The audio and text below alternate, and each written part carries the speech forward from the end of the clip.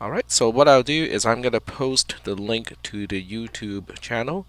It's actually public, so if you go to YouTube slash some profs, you would actually see that, available to everybody, not just limited to this class.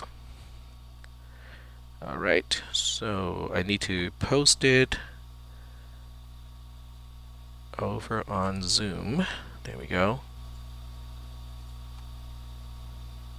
Yeah, when I go to when I start to do screen sharing, Zoom would actually hide its chat interface, so I have to, make it come out again.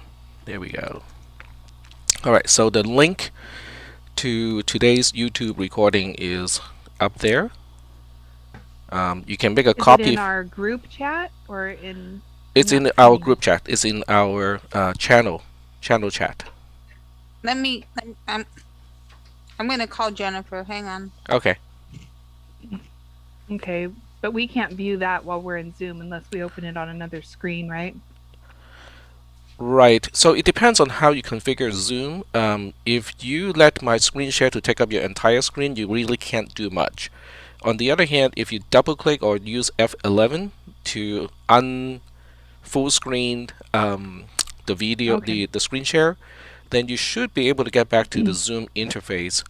And then you head out to contacts and then you go to channels and then you locate CISC331 and then click on it and then click on chat after that. I can show you. Okay. I got it. I split my screen and got it, so I have it on the other screen. But Oh, okay. yeah, Well, if that's other nice. people need, It's nice yeah. to have a split screen. I have a single screen, but it's really big. It's a 4K. It's a 4K monitor. So the nice thing is I do have all the real estate that I need to teach classes. The bad thing is, the pixels tend to be pretty small. So, I have to get my special glasses just to look at this screen because Excuse me. yeah. I don't mean to interrupt, but Jennifer's on the line, Okay. and she says that when she goes to channels and Zoom, she doesn't have anything there. All right. So we can invite her into this video chat. So you guys should be able to do that too. If not, I can do it. Invite. How do Yeah. we invite? Oh, so I just click on her name. Yeah. I don't have her name in my contacts. Oh, okay. I see. I can do that. Just give me a second here. All right. All right. So I'm getting Who's gonna invite. invite you to the meeting, Jennifer? All right. So it's Jennifer Hall. Yes.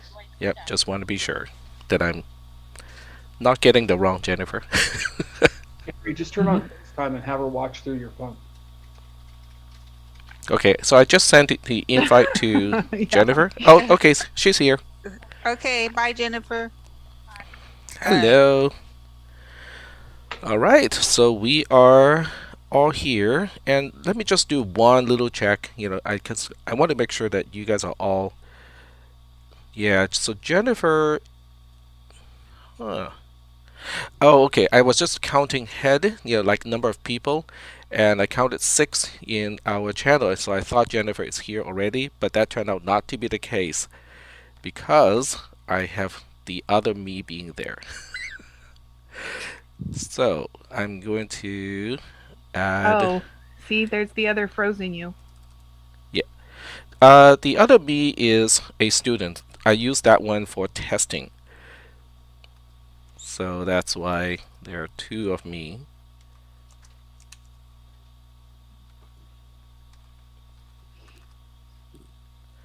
Alright, so, okay, unfortunately I have.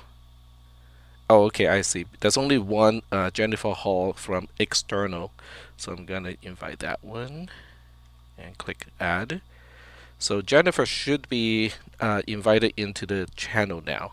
So in the future, when I send invites, through the channel, Jennifer you should see it too. Okay. Yep. Thank you. Sorry about that. Is that how we're going to be invited for each class? We go into the channel and then you'll invite us and we accept it, or is it going to be on our school page?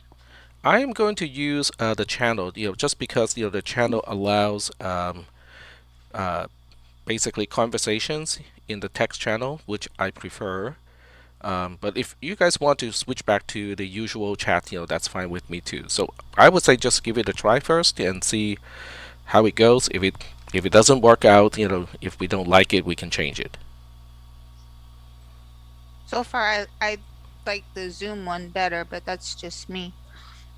So you like the one that is built into Zoom and not the channel one? Well, the one in Zoom, not through school, but the one that everybody can see when you send a message to Oh, chat. okay. So that's Yeah, the the one channel. that we're in now, the Yeah, channel the now. channel chat. Yep. Okay. Okay, that's good. Okay, thank you. We All can right. give it a 4-week trial period, and if it doesn't work after that, we can change it. Exactly. Yep. Yep. I'm flexible. We can change things until it works. All right. So you guys have a chance to kind of play with Interskill and participate in the DFSMS activity. So what do you guys think? Is it kind of at the right level? Is it too much, too little, too irrelevant? Just kind of let me know what you think. If you don't have anything, if you I just personally liked it. okay. I found it to be more user friendly and more understanding than the technical books we've been working out of in the past. Mhm. I did notice on this one chapter, however, I thought there was a way of distinguishing the names for the storage, like HSM is for hierarchy, and RMM is for removable media, and TVS stands for transactional VSAM. But what does DSS stand for? Well, I have to be really honest. It beats me. I mean, I'm new to all of these terms, and when I was trying to find out, the abbreviations, I had a really hard time finding them too. So you're not the only I one. would use the term data swapping. Since it's That's so, Oh, for okay. the DSS? yeah, that's just something I came up with, not that I read it anyway. Because the other ones made sense to me, but the DSS, I was like, what the? I didn't get it. Well, Okay. everything that IBM comes up with makes sense, to someone over there at some point in time. Um, And if you look at the use of abbreviations, there's no company like IBM. When it comes to having a huge number of abbreviations, and most of those are not acronyms, cannot be pronounced either. So, all right. So, anyone else? Does anyone else want to kind of chime in and let me know what you think of this particular module? As far as the inner skills go, I think it was at like the right level. Okay, Although I wish it kind of tied things a little bit better together. I Um, see. That makes I sense. felt when you went from one page to the next, it's kind of like the books. When you go from one section to the next, it doesn't tie it enough together as I'd like it to. But that's just my own personal preference. Okay. I think as I went through the process, I had a very similar feel, even though I know the concepts from basically just from general computer science, but even with that background, reading and working through the interskill module, which I think is already a whole lot better compared to reading the red books. It still feels really dry for one thing, and also very fragmented. Yes, the fragmentation. And there's no way we can defrag it because it's not our drive. All right. So what we're gonna do today is I have a question. yeah, go ahead. On the Dusty question, uh, Hmm. I answered Dusty in its full name, but it's wrong. Do you want it like this device or class of this device? It's gonna be what the question is asking for is the plural version of it. So it's gonna be devices. So it's direct, Oh, yeah. So it's direct access storage devices. And I don't think you're gonna lose a lot of points. Maybe half a point. I made the activity so you can actually retry as many times as you want. So if you don't get all the points in the first run, you can always kind of jot down all the answers and then retry and then put in the correct one the next time. Oh, I thought it's a one try and That's Oh, what I thought too, Twee, until I emailed him because the same question. And then he said, "Oh, you can try it again." And I was like, "Oh, okay." okay. yeah, because the Okay. point is not to penalize when people don't get it the first time. This is I mean I went through the interskill module and I could not get it done right the first time either. So I had to retry a few times, and the whole idea is to retry it, and every time I retry, I try to remember a little more and try to make the connections between the concepts a little bit more until I finally got it. So that's kind of how I would like to design my activities. So there is that. All right. So what we'll do today is to continue to talk about storage a little bit, and then I'm going to talk about something that doesn't seem to have anything to do with what the syllabus of this class has listed. Because even though the next topic is supposed to be workload management, I wrote a module, and one of you was with me as I was writing the module because I started sharing it, like right from the beginning. It's the introduction of virtualization because I went through at least a good portion of the interskill module on workload management, and it is really hard for me to dig through because it doesn't mention anything about the context of workload management. It starts, right. It puts you right into the ISPF, interface, and then you have to use the on-screen virtual keyboard to kind of enter, the commands and whatnot. I mean, that's all kind of useful, if you're working, but without establishing the correct context and also having a background of the concepts involved in workload management, then we are no more than just monkeys, punching on the keyboard. So that's why I wrote this module, Introduction to Virtualization, which is kind of intended as a general introduction. It's not specific to IBM ZOS, but I think it is really kind of important to understand, what is behind the scenes, and why we are doing workload management and what kind of mechanism we have to implement workload management. So that's partially why I wrote this module. So we'll see how far we can get in terms of getting through these modules. So the next one I have written is how storage devices influence system operations. So I'm just going to get there. And once again, if you guys want to leave comments, in the document, please feel free to do so. And I'm just going to zoom in a little bit. So this way, if you have my screen share kind of minimized, or not minimized, but not in full size, you can still read it. All right, so the first section talks about sequential media and devices. That applies to punch cards as well as magnetic tapes. And obviously, in real life, we also have a lot of sequential medium. LP, which basically no one knows anymore these days, is inherently sequential. I mean, it's really one single track, because otherwise the needle wouldn't be able to follow the music, because that's before we have mechanisms that can switch tracks. Okay, so LP is definitely a sequential medium. If you move on to audio CDs at one point in time, that's also sequential. And most people do not know that audio CDs is actually a sequential. Basically, it's one gigantic spiral, just like an LP, except this one is optical and it is not physical like an LP. DVDs, I think, are also sequential. Cassette tapes, VCR tapes, 8mm tapes, they're all sequential media. So the reason why we have so much sequential media is because they have a very, very high data density compared to random access media of the same era. In other words, there's nothing compared to a CD, an audio CD back in those days. If you want to encode, as much audio information in high fidelity, that's the best we can do.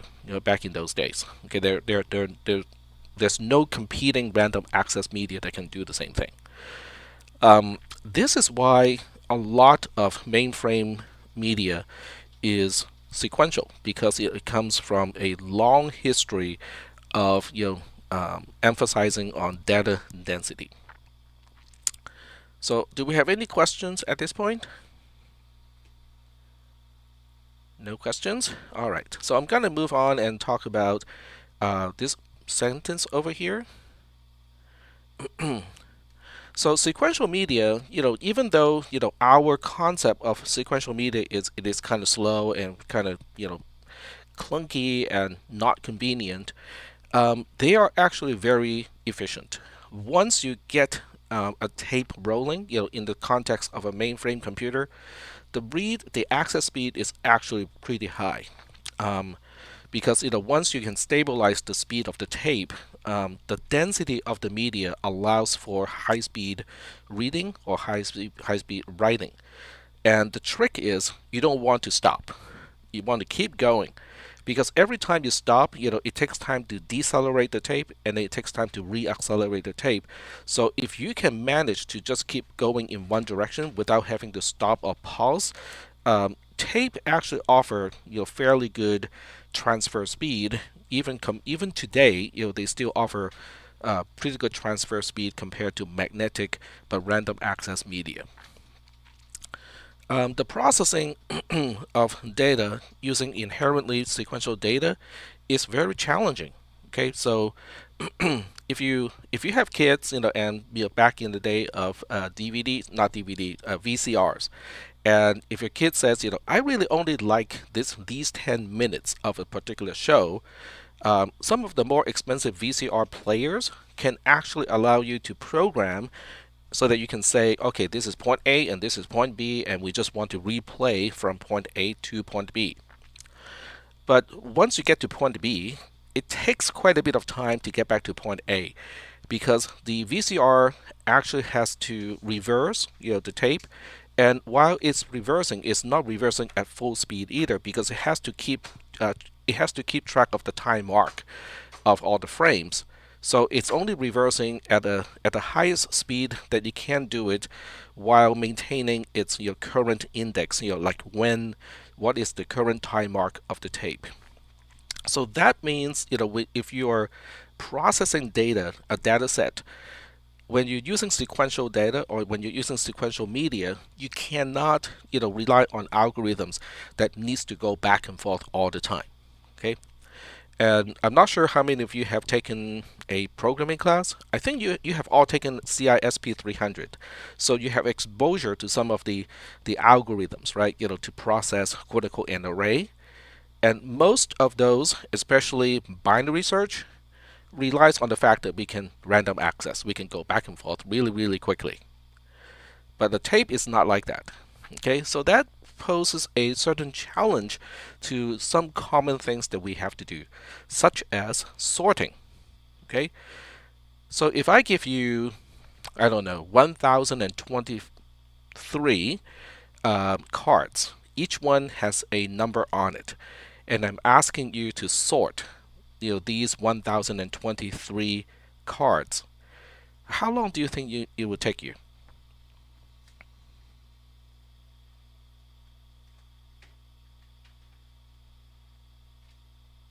At least 1023 seconds. Close to an hour. All right, so so the actual real time is not important because what we are looking for is the ratio of how much time it takes to sort 1023 cards, and then compare that to how much time it's going to take to sort 2047 cards.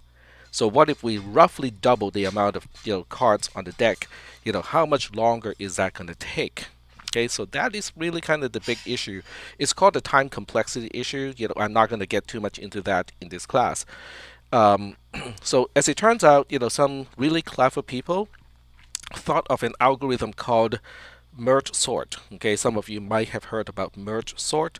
And merge sort compared to all of the other sorting algorithms, this is the only one that is tape oriented. In other words, it works super efficiently when you're dealing with sequential media.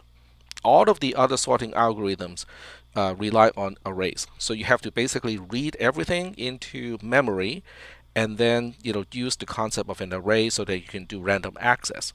That is not really doable in earlier computers because the amount of RAM is very, very limited compared to the amount of data that these mainframe computers had to process. It's kind of not as bad anymore because now we do have inexpensive memory, and that part has to do with semiconductor. The density of semiconductor is doubling every 18 months. So that aspect, it's called Moore's law.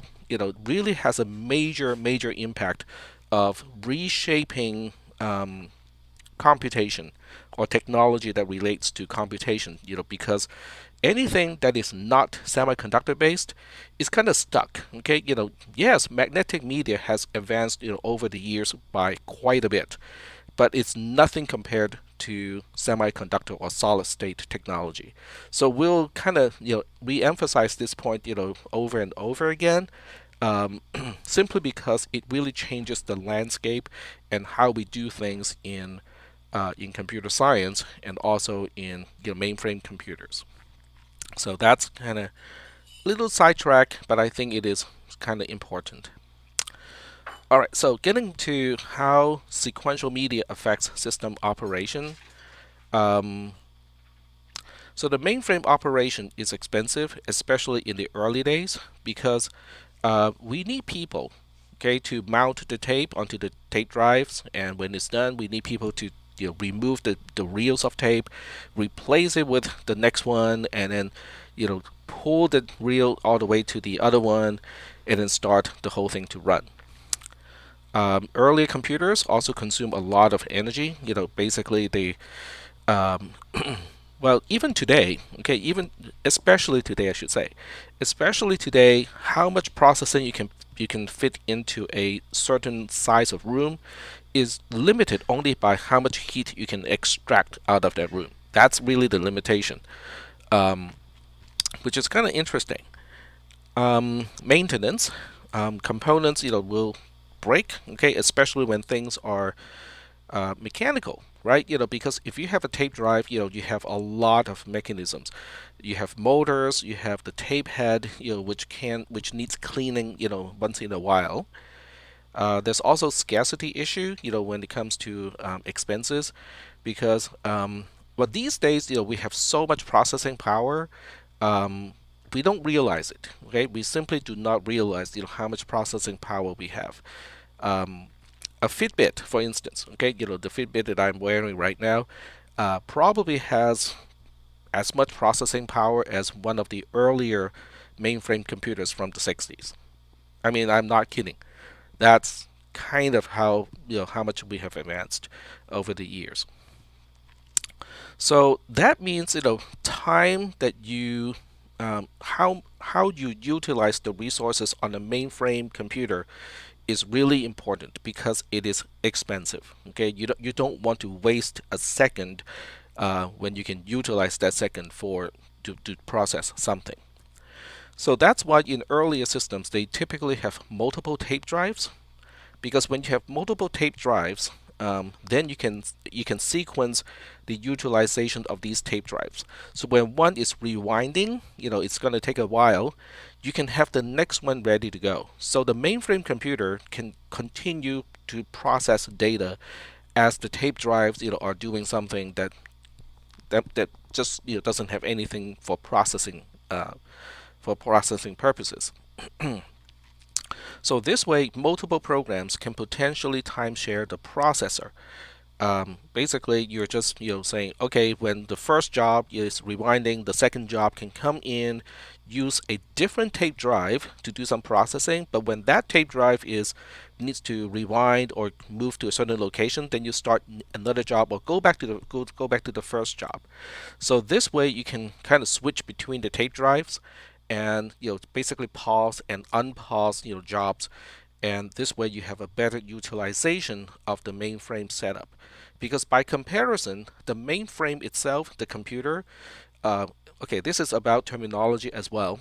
So there's the CPU, and then there are also the peripherals around the CPU. So the CPU refers to it's called Central Processing Unit. Okay, and later on we'll talk about the modernized term that replaces the term CPU. So CPU is basically the heart of an entire mainframe system, and that's going to be the most expensive part of an entire mainframe system. Tape drives are not dirt cheap, but they are less expensive compared to the CPU. So if you can purchase and install multiple tape drives in order to increase the utilization of the CPU, it's worth it. Okay, at least in those earlier days. Um, so the tricky part of doing this sort of thing is the RAM of a computer needs to be large enough to fit all of the programs, because when you pause a program, that program is still sitting somewhere in RAM, okay, in random access memory. So if you don't have enough RAM to store multiple programs, then you can't really use this method to increase the utilization of resources. This is also kind of interesting too, from the perspective of compilers, and also programming languages, because COBOL, by today's standard, is most people look at COBOL as a really ancient programming language, and they basically go like, why would I want to learn how to program in COBOL? Okay, because they don't understand there are a lot of job opportunities related to enterprise computing, and a lot of organizations are still using COBOL. But the second thing most people do not understand is COBOL also has a very high optimization of the object code. So basically, when we write programs, like in CISP300, we write programs in a way that is easy for us to understand, but that stuff is completely useless. Okay, the computer, the CPU doesn't understand what. Okay, the computer doesn't understand what if, which is if, stand for. Okay, so it needs compiling into the object code, and COBOL or COBOL compilers are very, very good at optimizing code. And one of the reasons why that is the case has to do with earlier mainframe computers don't have a lot of RAM. So they really want to cram as much program specification into RAM as possible. So there you have it, a little bit of a background of why COBOL, has certain features that makes it very optimized. All right, so next paragraph. Early mainframe computers have very little RAM. We kind of talked about that already. As a result, it is critical for each job to identify how much resource it requires. This allows a person or a program later on to optimize the use of resources, and also as a result, the system throughput would also be optimized. So basically, you're doing a bin fitting. This is called a bin fitting problem in computer science. You got these certain blocks, of certain sizes, and then you have to fit things as much as possible into a certain space.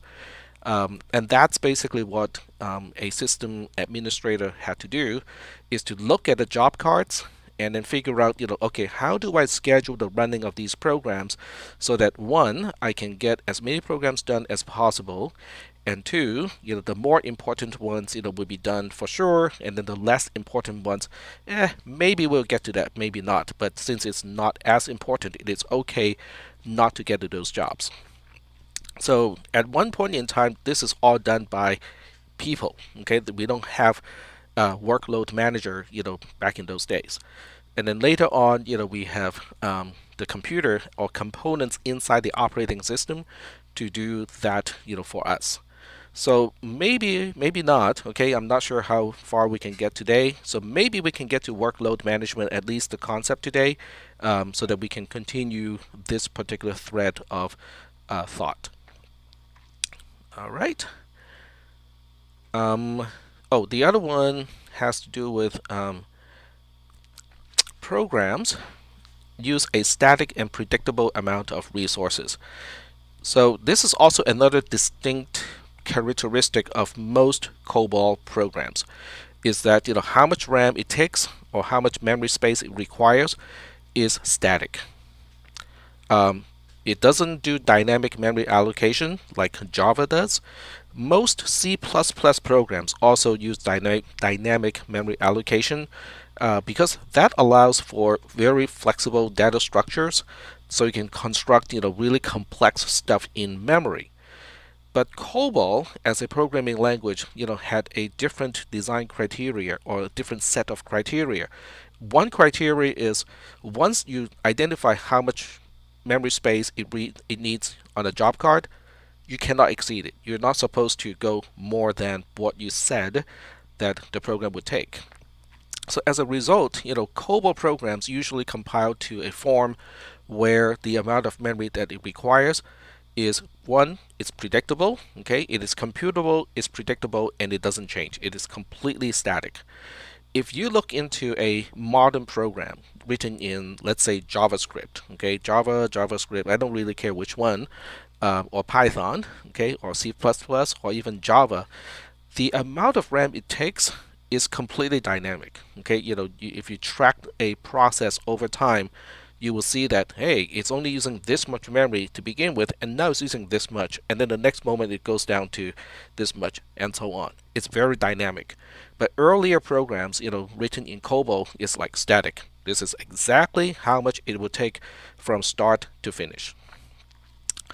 And the same applies to Fortran programs too. And I wrote Fortran using this particular way because it really is formula translation. That's why it is called Fortran. But it has the same characteristic. Things are completely static with Fortran programs. So that's a little segue into different programming languages and why COBOL and Fortran, are the way that they are. So now we move on to removable media. There's an overlap here between removable media and sequential media. So they are related, because if you think about a reel of tape, it is both, right? Because it is both sequential and it is also by design removable. Early mainframe computers do not have permanent storage that has the capacity to store everything that may need processing. So that's the first sentence. That's because hard drives did not come along until much later. I mean, it didn't come along until I would say until at least the 60s, maybe the 50s. But they did not come along for the for at least 2 decades. Okay, for at least 2 decades, you only got punch cards and also just magnetic tapes. Hard drives came along much later. And Loop mentioned something here. Oh, okay, it's just a correction. Media to store enormous amount of data. Okay, click. There we go. Thank you, Loop. I like this. I like a document that's dynamic and you guys can all contribute. It's called in today's term, it's called what? Crowdsourcing. All right, so media to store enormous amount of data were not sequential, but it's also by design removable, because if you're changing job, you will also want to change the media that is used to store the data that you're processing. So you can kind of imagine in the earlier days, because data density of those tapes, even though by comparison to punch cards, they have a high data density, but by today's standard, they really don't have a very high data density. So in order to store a massive amount of data, you basically just have reels and reels and reels of tape, and it needs to be stored in a warehouse where people have to go in, to retrieve and put things back and organize. Just think about Amazon warehouses, except it is filled with tapes. So in order for a job to run, it has to identify the data set. Basically, it is a way to identify, oh, which tape should we load into the tape drive? Okay, because that is done by a person. A person would actually have to go retrieve the entire tape and load it onto the tape drive. Between jobs, tape reels must be unmounted and mounted from and to tape drives, not to mention rewinding first. So, yeah, so there's a lot of manual work involved when you want to keep a mainframe computer working and you're continuing to do processing. There's a lot of planning involved because somebody might actually look at all the job cards ahead of time so that all the tapes that are needed for a particular night will be put into a box close to the data center, so you don't have to go back and forth between the data center and the warehouse all the time. So the next question is, how does it affect system operation?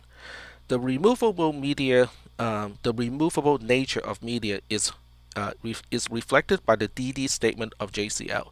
I think in the previous class you guys got a taste of JCL, right? Yeah, we've worked with JCL a little bit, but I truly don't understand everything about it. Or I mean, enough to like write JCL on my own. I don't Okay. understand. Well, JCL is difficult to understand because it is, how should I put it? It's based off of the old cards as far Yes. as layout and format. Yes, that's part of it, but the other part is, the DD statement of JCL is directly related to the media being removable in the early days. Because it is telling the person who's operating the mainframe computer um, what this particular job needs to do is processing. So a read-only data set is not too much of a problem, but if if your job needs to write, okay, to a new data set, then then you need to tell the operator what length of tape is needed. Okay, because otherwise, if the person loads a tape that is too short or not having enough capacity, then we have a problem. So this is why everything has to be fully specified when it comes to specifying the input and also the output of a job. Basically, it's a program, on a mainframe computer, because it had roots, when where the size of how much capacity you can write to is very limited, by what kind of media you're using. Now today we don't have those limitations. If you look at how people write their programs, they don't think about, oh, I think this program can generate a file up to 20 megabytes, so I got to make sure the file system has enough space for 20 megabytes. Nope, there's no such concept whatsoever. Okay, because um, modern storage mass store systems have terabytes. Okay, that's like consumer grade mass store devices. Okay, you got terabytes of mass store available to you for what, $50, right? $50, and that's 50, 20, $21. We are not even talking about 20, $50 back in 1960.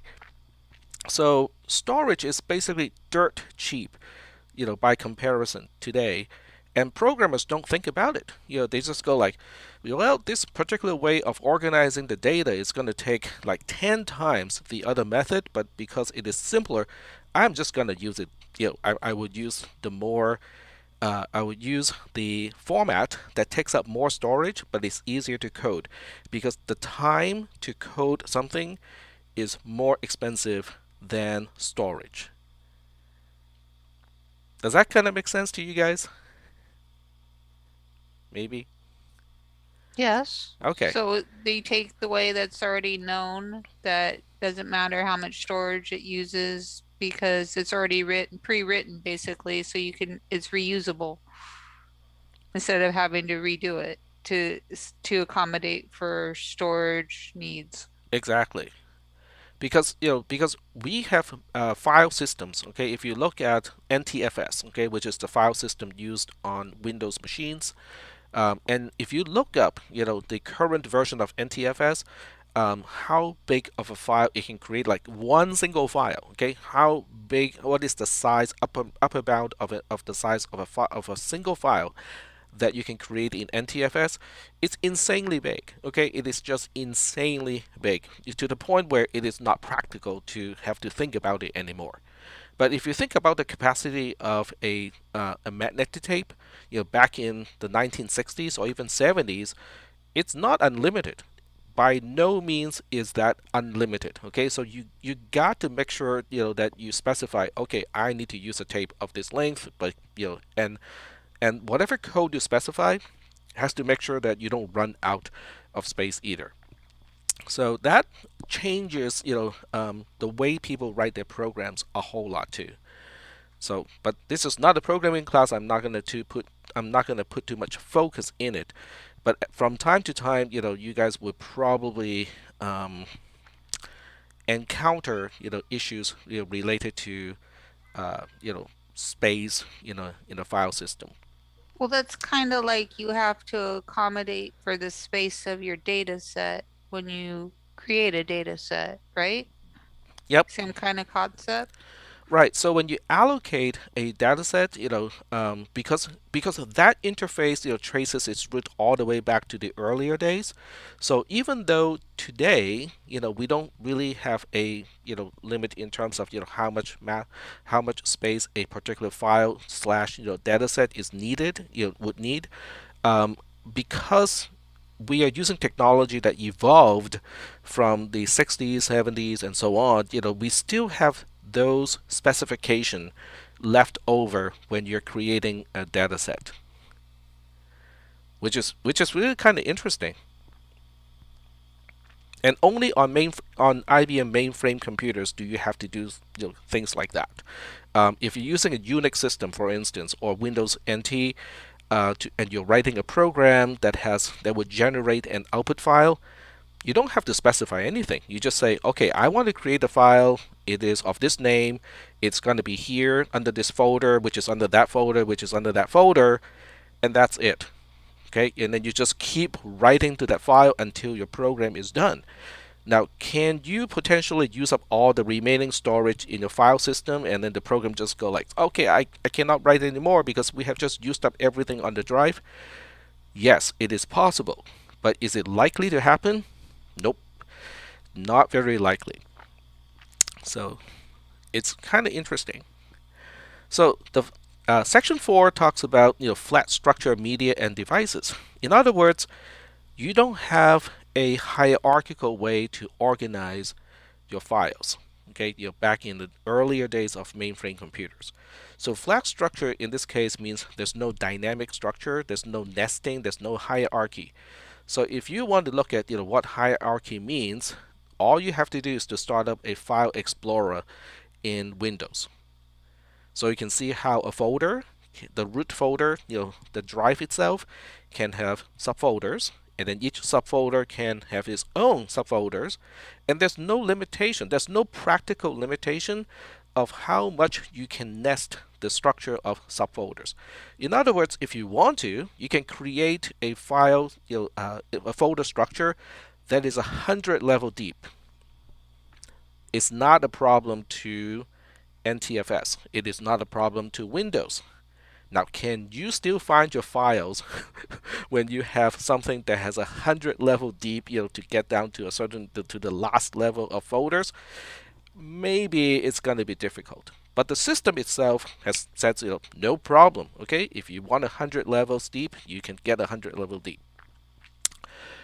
But back in the day of mainframe computers, especially the earlier ones, you can't do that. Okay, all you can do is to specify what unit. So unit is really referring to a device. Okay, remember earlier we talked about how you can have multiple tape drives, so that you can kind of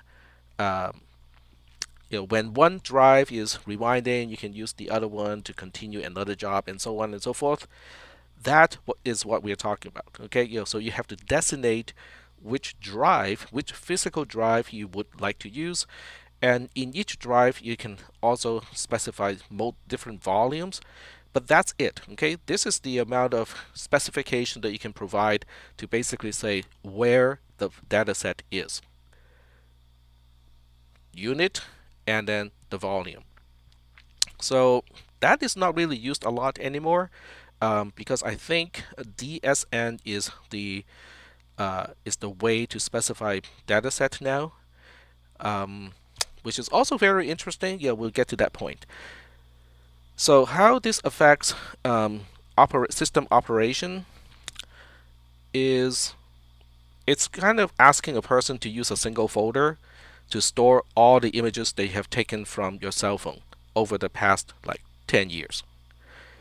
It makes things really kind of difficult to find. It's difficult to organize, and that's because most of the organization back in the earlier days of mainframe computers is organized by the personnel who is running the warehouse of tapes. So somebody, is tracking which shelf in which aisle is for what. Okay, so they have a little probably paper-based directory of where to find which tape. So that structure is there, but it is not reflected in a job card. The job card just calls for a particular tape by its ID, and that's it. So nowadays, we have, we track and record a huge amount of data. That is true for just about any organization. I believe the government does that too. It's just that there's a lot of stuff that we need to track. So that means, this older way that is kind of rigid, inflexible, and only has basically one single level, is flat, in terms of how we can organize the data set, doesn't seem to work anymore. How many people know what is DSN? Because when you specify JCL, you can use DSN to specify the DD substatement. Did you guys encounter DSN? Dataset name? Sorry? Isn't that the dataset name or? Yep. So let's go ahead and take a look, because I think that's kind of the de facto standard now. How people specify which dataset is needed. So when you look up DSN, it's called data source name. So data source name is an interesting concept because it relies on DB2. So of course now I refer to yet another terminology, which is DB2. So I want to see whether you guys have any exposure to DB2 or not. DB2 is a database. It's a database, what we call a subsystem of ZOS. So if you look up DB2 IBM, it's a database. So you would think, so what does a database have anything to do with dataset allocation and dataset access? Well, because it was so difficult. Now this is just my thinking. Okay, you can. This is not authorized. Historical record from IBM. It is just me. Thinking this is what happened. So I think it is so difficult to change the operating system from the mainframe computers to handle a hierarchical file structure that like Windows has, even DOS, okay? Even DOS has a full hierarchical file system. You can have folder in a folder in a folder. There's no practical limit of how deep you can nest. But it is difficult for a mainframe computer to reinvent its file system to do the same thing. So what they did was to use a database to store and index and organize datasets. Because DB2 is just a general purpose database. Okay, a database basically is just a way for people to look up things. Okay, to put it in very simple terms. So instead of using a file system like NTFS in Windows NT or FAT32 for older DOS machines, or extension 3, extension 4 on a Linux system, IBM just goes like, hey, we'll just use DB2, okay? Because DB2 can handle it's easy to look up things, because it's a database. And they also designed DB2 to handle a huge amount of data. So they are basically just using DB2 as the back end so that it can provide the pretense of data sets. So that's kind of You doing interesting. okay, Johnny? Sorry? Oh, I'm sorry. I thought I was muted. I was checking on my son. Oh, okay, that's fine. Sorry. No problem. Sorry. No need to apologize. I totally understand now that we have. He's in college too, and he's in the other room doing homework. And I was just checking on him. Yep, that's perfectly okay. No worries. Yeah, so we'll get to DB2 also eventually, and if you look up DB2, it's interesting. IBM decided to rebrand DB2. So instead of DB2, having DB in both uppercase, it is now D in uppercase and B in lowercase. Woohoo! And they had to issue statements, about rebranding the name, because apparently, just changing the case of one of the letters of a well-established, product from IBM is is really important. So I just thought, that's kind of interesting too. All right. So fast forwarding to where we are now. Okay. So now we are looking at solid state technology and Moore's law. We talked about this on Monday's lecture. In Monday's lecture, basically we are looking at a SSD stick that's about 3 inches by 1 inch, and basically has almost no thickness to talk about, and that can store 1 terabyte. I mean, if you think about it, okay, if you look at older pictures of IBM mainframe computers, and you look at a drum, okay, that is basically a hard drive, and you look at the capacity of that hard drive, and then you look at that one little stick, okay, that you can buy from okay, now these days you cannot go to Fry's anymore, but you can buy basically a 3 inches by 1 inch stick, okay, and it has 1 terabyte of storage, no moving parts, and super fast when it comes to accessing the data because there's no moving parts. You don't have to wait until the platter rotates so that the sector that you want to read is under the magnetic head on the hard drive. You don't have to wait until the disk head moves from one track to the track that you need in order to access the data that you need to access.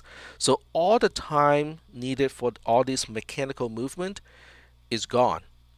Okay, it is solid state. You just get to wherever you need to get to in a very small amount of time. So that has changed. What also has changed is the technology of RAID, RAID, and I mentioned this in the previous lecture as well. The full name of RAID is Redundant Array of Inexpensive Disks. What the I stands for is sometimes arguable. Some people would say it's not inexpensive. I cannot remember what the other one was, but you can substitute the I with another word. I cannot remember which word it is. Or a similar controller can pull physical distinct drives into a single logical storage volume. In other words, if you say, I want to use SSD, but I really need, let's say, 10 terabytes, okay? There's no single SSD stick that will give you 10 terabytes of storage. It's no big deal, okay? Because what you do is you use RAID technology. So you buy a whole bunch, okay? Not 10, you usually need more than 10. But you basically buy like 12, to 13 of these sticks, and then you hook it up to a system. So either it is done by the controller itself, which means it is not a program that you run on the computer, it is actually on the controller card itself, but it has the logic to basically look at the combined capacity of all the drives as one single drive. So it presents the 10 or 13 different SSD sticks as one single logical drive to the operating system. So that is really that's really useful, because not only does it give you the combined storage of multiple drives, but it also gives you redundancy. A lot of these controllers can implement redundancy to the point where you can have one drive failing completely and the system can keep going without losing data. I used to run a server on my own, so I kind of get into this kind of technology just to make sure that if I have one catastrophic failure with one hard drive, the system keeps going, won't even blink. And then the next idea is the network area storage device.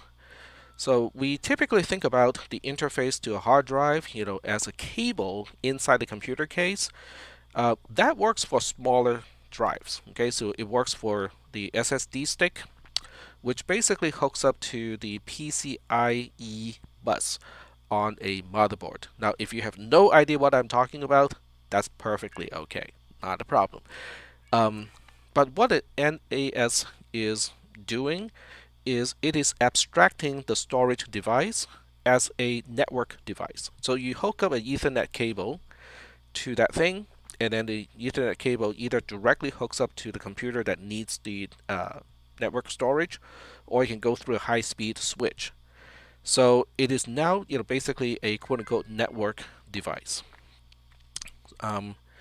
Which is interesting, because if you have a really high-speed network at home and you implement a NAS device, it means now from multiple computers at home, as long as they are all connected using a high-speed connection, they can all access the same mass store device. They can all access the same NAS device. So sharing files, amongst all the computers in the same household becomes like super easy, because it is one single file system, that is offered by the NAS device. All right. So the bottom line is we can now combine drives, and we also have these NAS devices. So even at a hobbyist level, putting together a system that has 30 to 100 terabytes is actually kind of doable. Okay, and this is at a personal level or hobbyist level. So you can kind of think about at an enterprise level, we are talking about the in excess of what is after tera? What is the unit after terabytes? Exabyte.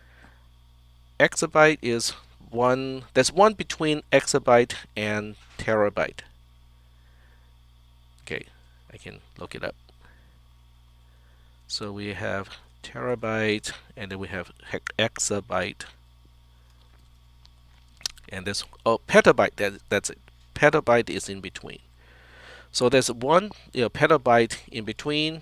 And enterprise computing probably would range from petabytes to exabytes in terms of mass store. I mean, it also depends on the organization. Some organizations may need more, and other organizations may not need as much. So as a result, okay, the bottom line is mass store is not a problem anymore. Okay, everything. Now, this is just me thinking. If you work for the franchise tax board, you can try to find someone to confirm that. But I think in 2021, it is not impossible. It probably is already happening, that everything that the franchise tax board needs to process, all that data is online all the time. So there's no need for someone, to go back to a tape backup facility and go like, okay, we need to dig up, the data from 1995. I think there's enough capacity just to put everything into the file system, have everything online all the time. So that's kind of that's the world that we are in, okay, where everything is always online. Which brings us to, so what are the issues of a system administrator in the 2020s? Because it's not like, if you want to become a system, administrator, you need to run back and forth between the data center and the warehouse where we store all the tapes.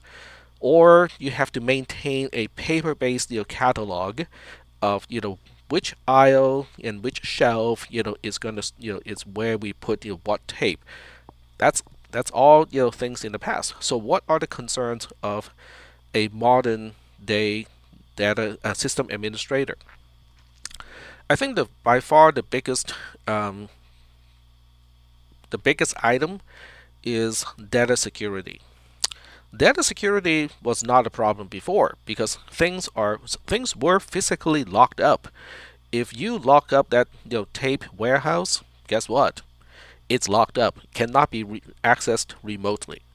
But these days, if we have data always connected and always online, so if they're always connected somehow to the internet, then someone can always potentially access it illegally.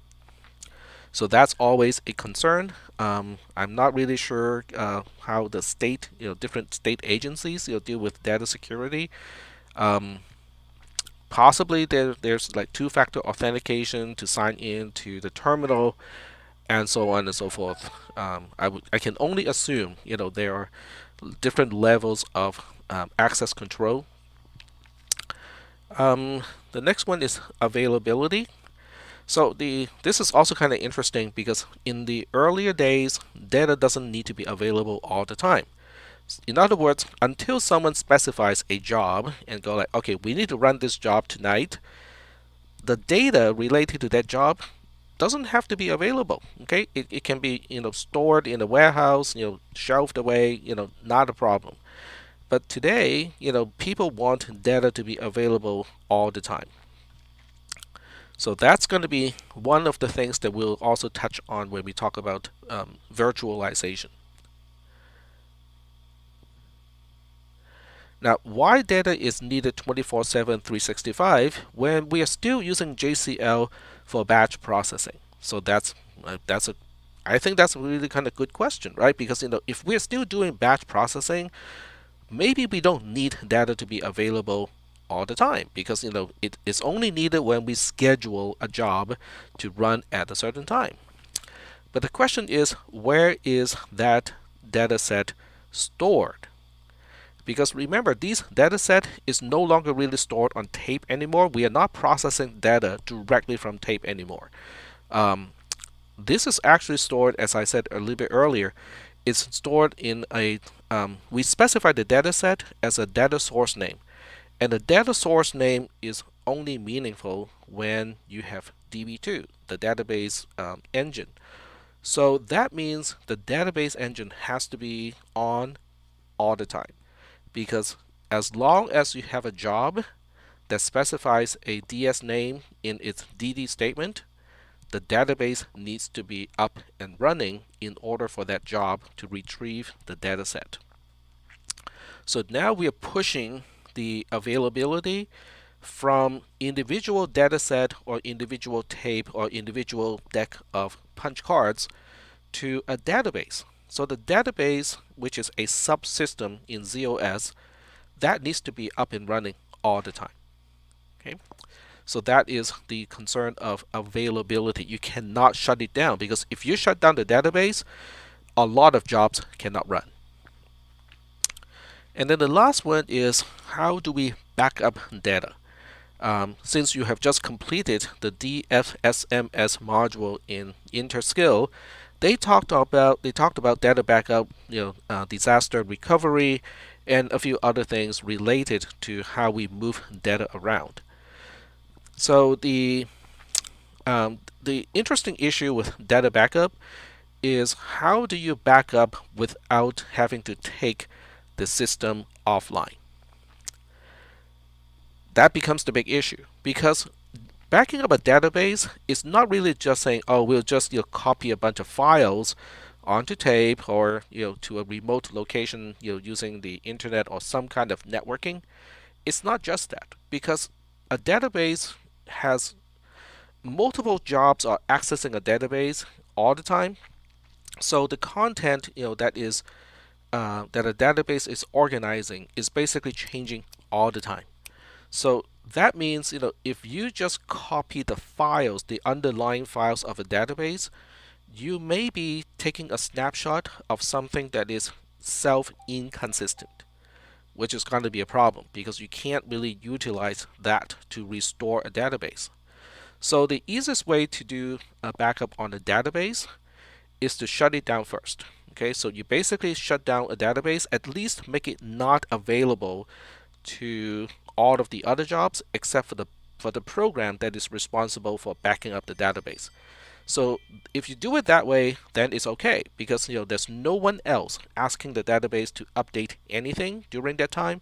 So now you can just ask the database and go like, okay, give me everything sequentially, and I'll put everything onto tape sequentially.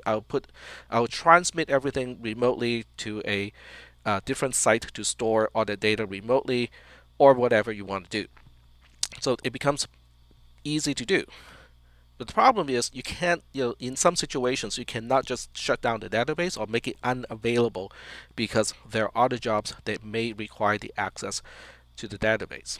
Now, DB2 is a enterprise level database, so it does have features that allows the database to be running and be able to back it up at the same time. Basically, it has an internal mechanism to take a self-consistent snapshot, and what you're backing up is that snapshot. Basically, is a frame in time that you're backing up, but it is at least self-consistent. And the database can keep moving on the other side, so whatever job that needs to update it can continue to update the database. It's just that it won't affect the other side where you're doing all the backup. The other kind of interesting aspect about backing up data is how fast you can back up things. Okay, a modern day tape backup drive has a data transfer speed, I looked it up, of about 300 megabytes per second. That's really fast. Okay, if you think about it, that is actually pretty fast. It's equivalent to a 3 gigabit per second type of network. Okay, which is like insanely fast. But even at this speed, if you want to back up 1 terabyte of data, it will take 3,000 seconds. Okay, I'll just call that an hour. Okay, so it takes about an hour to back up 1 terabyte, and if you have 24 terabyte of data to back up, it's going to take a day. Which means if you want to make a daily backup of 24 terabyte of data, one single drive cannot do that anymore. Does that kind of make sense? Because it's too slow. Because by the time you finish the backup, it's already time to make another backup. Is that kind of making any sense? Yes. Okay. So this is also interesting Yeah. because the way we back up computers is no longer using a single drive. If you look up the IBM catalog, they have a concept, or they have products called tape libraries. So a tape library is basically a robotic system with a very small footprint. I think it was 10 square feet, as a footprint, which is really kind of small. It doesn't take up a lot of space. And it has multiple drives inside. It has a robotic system, so you can basically put in a whole bunch of tape cartridges. And then the library, which is a robotic thing, can retrieve the right tape cartridge, put it into the drive, and do whatever needs to be done, and then take it out of the drive again, put it back, to where it's supposed to go, pick up the next one, put it into the drive, and so on. So with that type of equipment, we can keep up with the backup demand of a modern day mainframe computer. It's no longer doable using a single drive anymore. You basically need a whole bunch of drives and a robotic system to basically keep up with what you need to back up. So that's the end of this particular module, how storage devices influence system operation.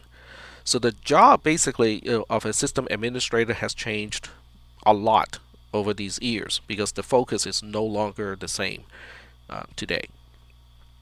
And I also hope that you guys got the sense of where batch processing came from.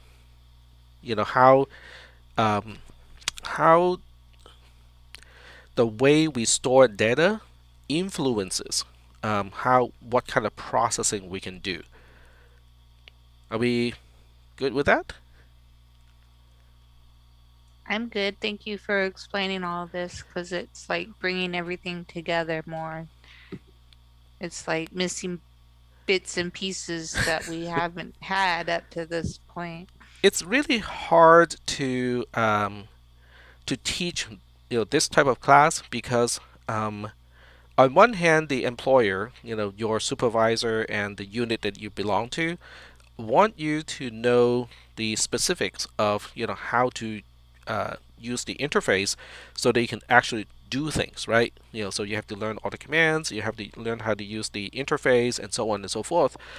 But um, that aspect does not really let you know why what you're doing, or why you're doing it, or why it is so weird. Um, Right. yep. So so that's kind of what I want to bridge is that particular aspect. All right. So now what do? We move on to virtualization. Let me look at the time. It is 6:40. Do you guys need a break or do you want to keep going? I'm I'm okay.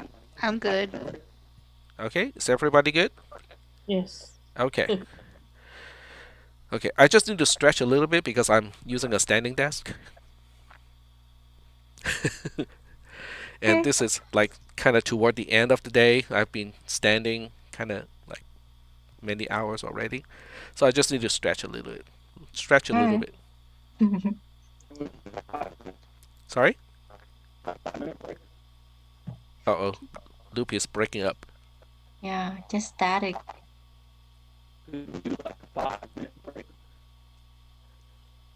It's still I guess 5 minute break, but all I heard was static. But we can hear you. Type in the chat, Lupe.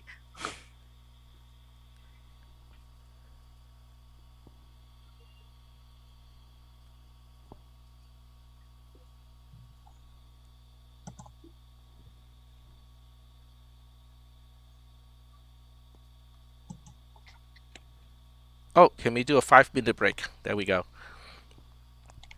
Yep, sure. Let's go ahead and do a 5 minute break. So we'll be back at about 6:45. Would that be okay? Yeah. All Yeah, right. that's good. Thank you. Sure. I'll be here. I'm just gonna stay here the whole time. So in case anyone wants to, talk about anything related to what we just talked about, that's fine. I like how you talk about storage backup, uh, about needing to bring down a system Mm-hmm. first. That helped me understand about a meeting I attended yesterday. There was Oh, something going on with the customer side, and they have to bring it down. I didn't know why. Now I understand. yeah. A lot of operations, related to system administration, unfortunately, require the system to be shut down first. Um, if you have updated Windows, you would know that a lot of Windows updates require a reboot of the operating system, and sometimes multiple times. And a lot of that really has to do with how the operating system is written, whether it's modular or not. The more modular an operating system, the less likely it has to be, taken down or, taken offline. I'm assuming you're talking about ZOS, right? Yeah, So since you mentioned client, are you with CDT. CDT? That's right. That's the Amazon Web Service of the government. Kind of, yeah.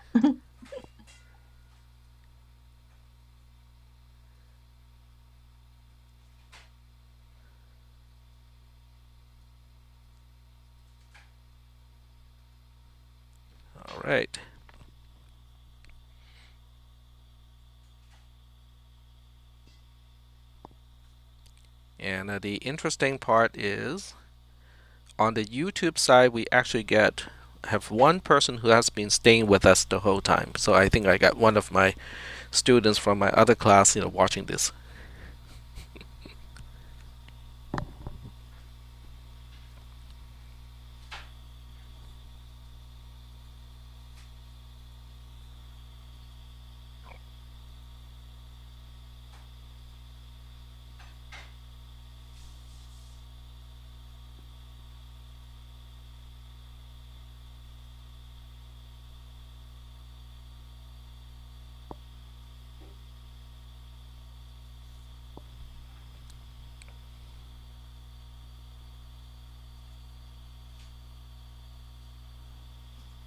All right, Lupe is back.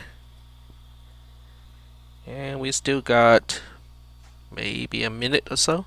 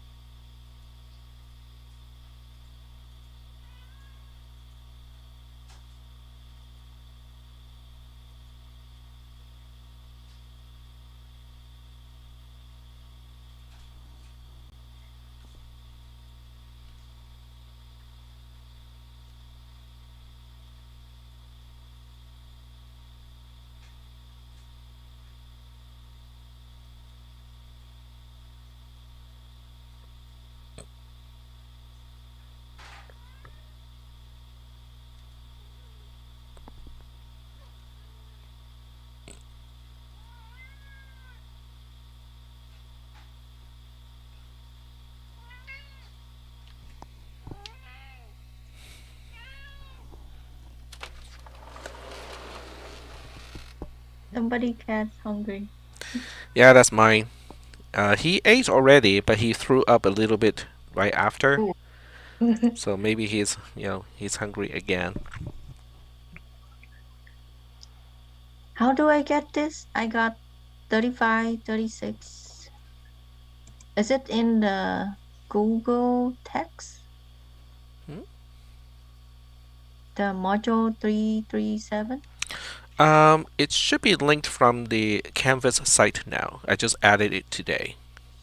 So if you go to the the Canvas site, you can also use the Google Drive. It's also in the Google Drive folder, but you can also get to it from the Canvas modules.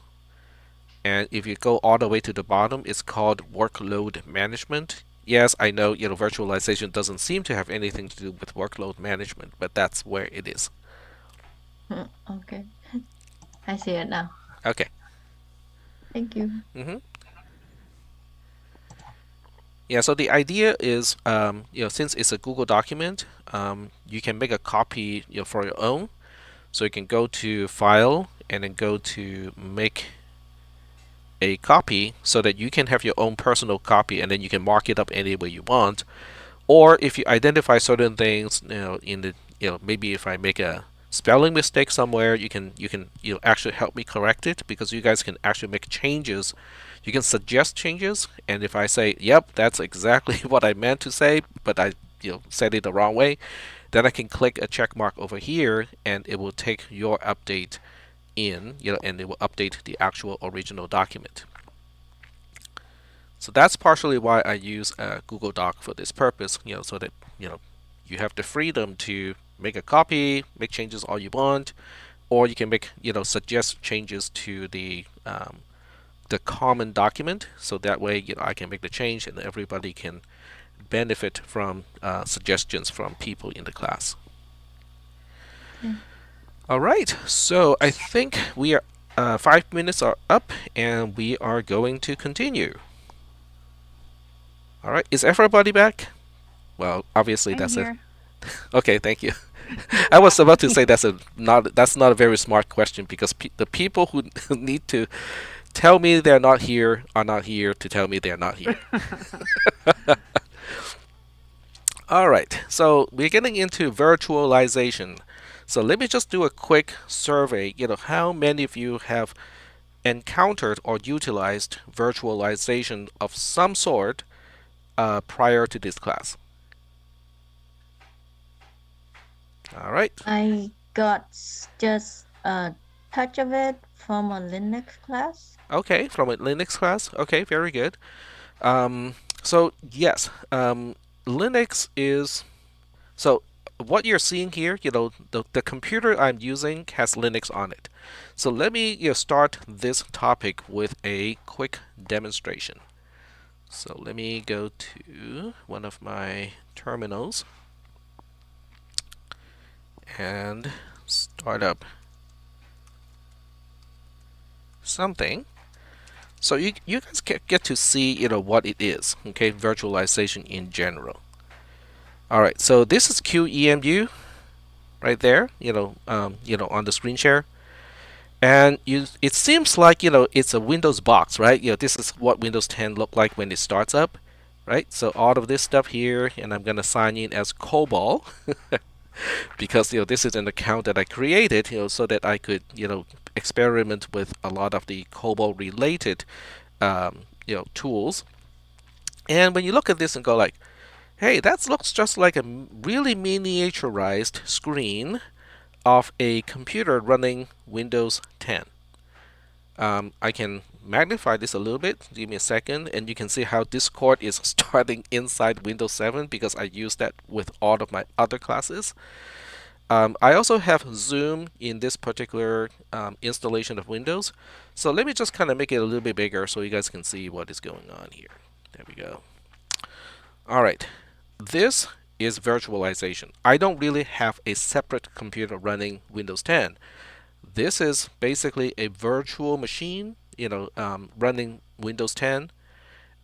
It's basically, from the perspective of Linux, which is called the host operating system. What you're seeing here, okay, what you're seeing here in QEMU is no different compared to running not Microsoft Word, but LibreOffice or any application like a browser, okay? So to Linux, which is the host operating system, a virtual machine is no more than just another application. Is that okay? Any questions about that concept? So a virtual machine is a application that's running? In this particular instance, it is, yes. So yeah, go ahead. So like we're going to virtual computers. So will that be the same concept? In virtual computer, in what context? So like right now we're going like through a remote access and we're actually going to our desktop computer that's still in the office. They're going to eliminate those desktop computers and we're going to have virtual desktops. That is a very good question. So there are two different technologies that are, one does not imply the other one, but I think in your case it is both, okay? So one technology allows remote access, and then the other technology is virtualization. So there are two, I would say, orthogonal concepts because they don't have to be existing together, and yet they can also exist together. So let me shut this one down first because I just wanted this to illustrate what virtualization is. Because I really don't have a separate computer running Windows 10. This is basically a pretend machine on my current machine. It's basically a box pretending to be another box. Okay, so let me shut this down first, and as it's doing this, let me retrieve my mouse pad, which is kind of like Notepad. Okay, so, and I'm gonna start a new tab. There we go. Okay, so one side is virtualization, and then the other side is remote access. Okay, so these are two different concepts, so you can combine these two in any way you want. So if you have no and no for both of those, then you are using a real computer.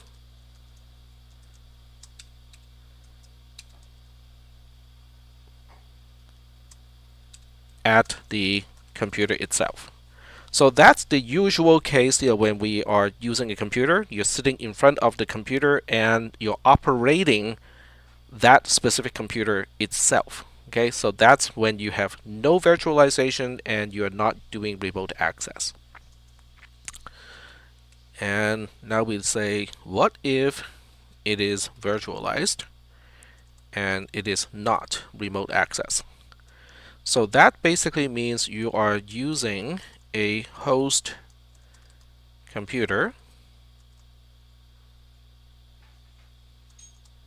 to act to be a what we call a guest computer or guest system, but you are at the host computer. In other words, you're physically at a host computer, which is running a program that looks like a separate machine, running on top of that machine, which is what you just saw earlier, because that Windows 10 machine is not real, it's virtual, but I am physically at the computer that is running the virtualized computer. So now we have the next combination, which is no virtualization, but you do have remote access. So this is just a remote access which allows someone else offsite to access a particular computer. So basically this is just offsite access to an actual computer. I should have used a spreadsheet for this, so I don't have to backspace all the way, because I can just use cells for this. So the last one, which I think is the case for you guys to be working from home, and your employer doesn't have actual physical computers for you anymore, is you have yes on both. And I think that technology is Citrix, right? Well, we're using Citrix right now to remote in, but we're connecting to our desktop, but that's going to change like within the next week. Okay. So Citrix by itself to connect to your actual laptop at work would be this scenario. You have remote access, but there's no Correct. virtualization, but they are moving in this direction, which is both. And the advantage of doing that is actually a whole lot. Now, I want you to kind of imagine what happens when there's a particular patch that needs to be applied, but it cannot be applied remotely. In other words, you have to be sitting in front of a computer that you're patching in order to run that patch. So if you're that person and you have to update all the computers at a particular government agency, that's going to be a lot of work. And you cannot do it while people are using those computers, right? But the same job is easy to do when you have virtualization, because there's actually no so the pretense that there are 20 or 30 or even 200 individual computers, those are all virtual. So that means even if the user interaction or the administrator interaction needs to be done by hand, the administrator can be sitting right in front of a particular computer and just go through all the virtual screens or the screens of the virtual computers one by one to complete the process. And and as a result, it saves time from the perspective of system administration, and then it also saves money in terms of the hardware that your employer has to purchase so that you can use a computer. Because to access a virtualized computer remotely does not need a whole lot of horsepower on the computer itself. So now they can basically buy very, very inexpensive computers. Just have to make sure the network connection has enough bandwidth, and that's it. I mean, if somebody has has an accident with one of those computers and it needs to be replaced, it doesn't cost much money. It doesn't need to be set up, in any major way either, because everything, all the applications, all the programs are actually installed on the virtual computer, not on an actual computer. So that's an interesting point. I mean, that's definitely one use of virtualization. So thank you for mentioning that. Anyone else? I mean, does anyone else have encountered virtualization or have utilized virtualization for Something that you do. Doesn't have to be work related. Like a Chromebook. Chromebook is not exactly virtualized. So a Chromebook is basically running Linux, which is Chrome. So it depends on, and I think a Chromebook doesn't have enough juice, like in terms of RAM and also in terms of processing power to run virtualization. But you can do it the other way around.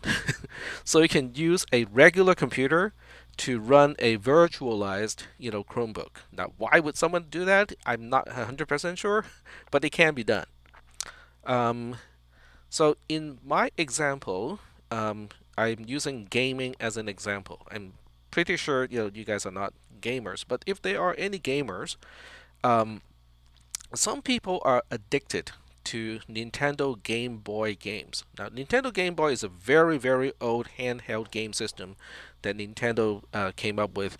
I think in the 90s, maybe even earlier. I cannot remember. I think it's the 90s. So, and obviously, as a physical device, most Game Boys are gone. I mean, they're no longer functioning. So, what do people do? They virtualize Game Boys. So they basically download a program, and when they run that program, it looks like a Game Boy, on a screen on a PC.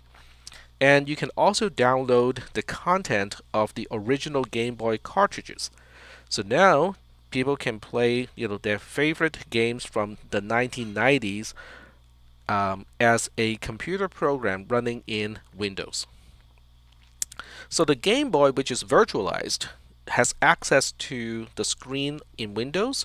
It also has access to the sound card. It also has access to the keyboard, and all of that stuff is basically done just with regular type of programming. Okay, so to the computer, to the Windows machine that's running the emulator, it is basically just like running a program. It's no different compared to running a browser, because your browser has access to your sound system, it has access to your mic, it has access to your speaker, it has access to your screen.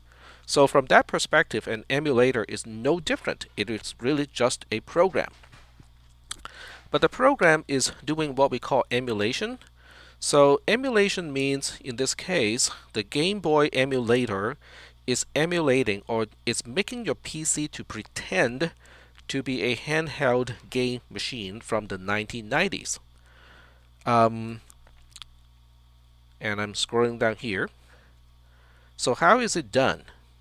Well, first of all, the Game Boy has a different processor. Okay, that processor is not the same kind of processor that you have on the regular PC.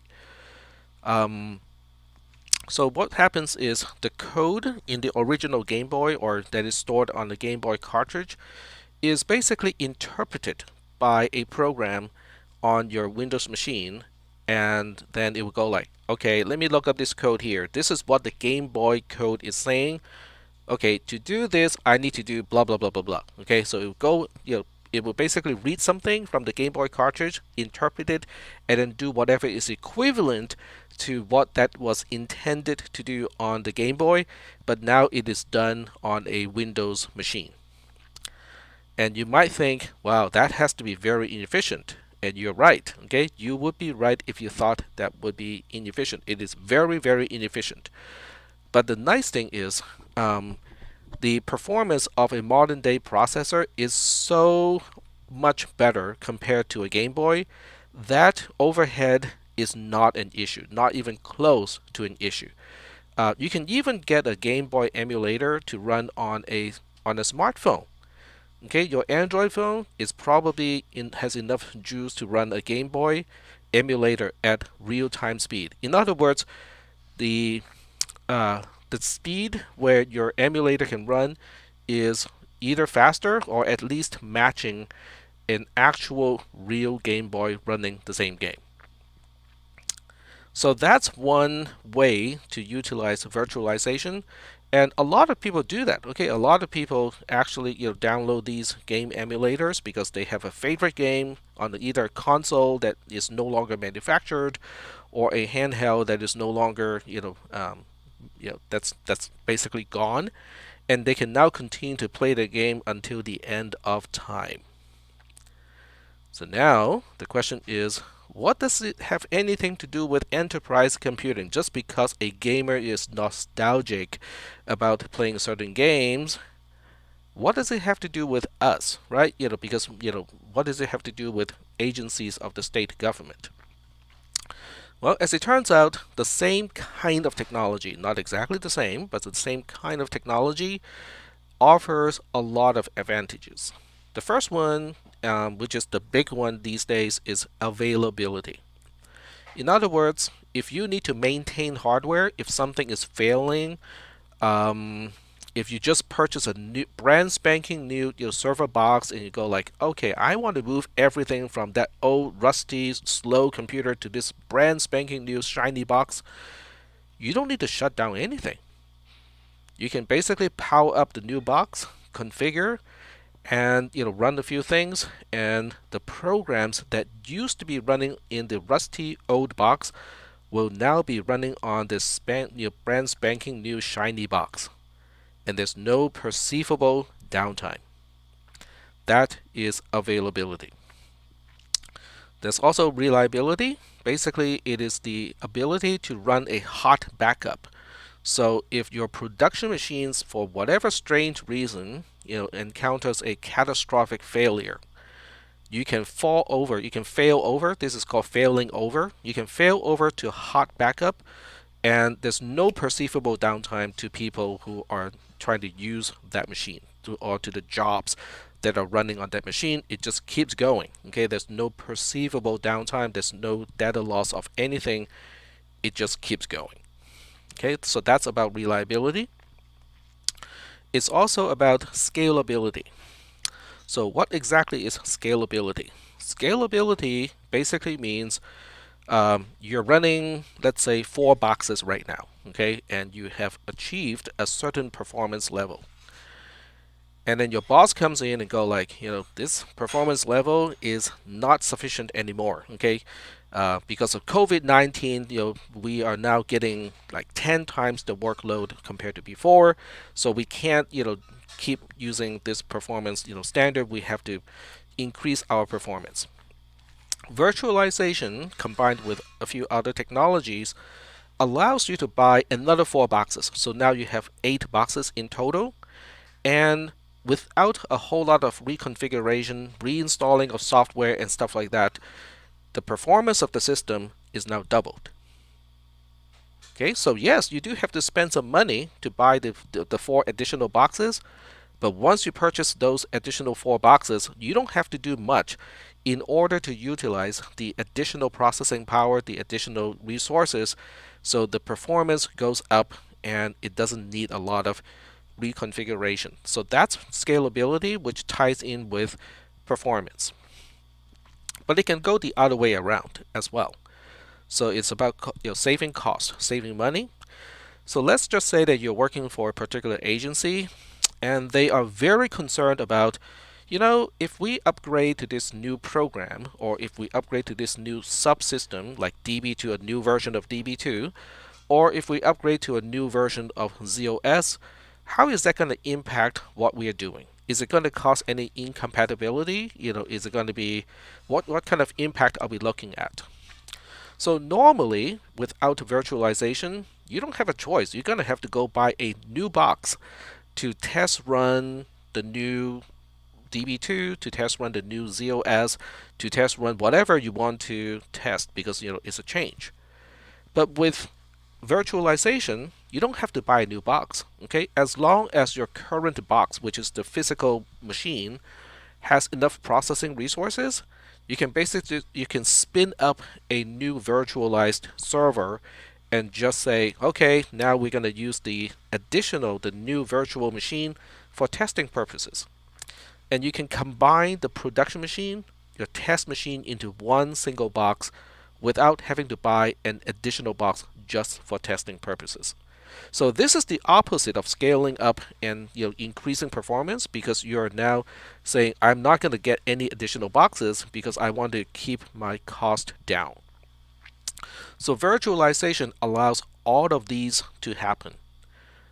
Do we have any questions, or does anyone have any points to make, at this point of time?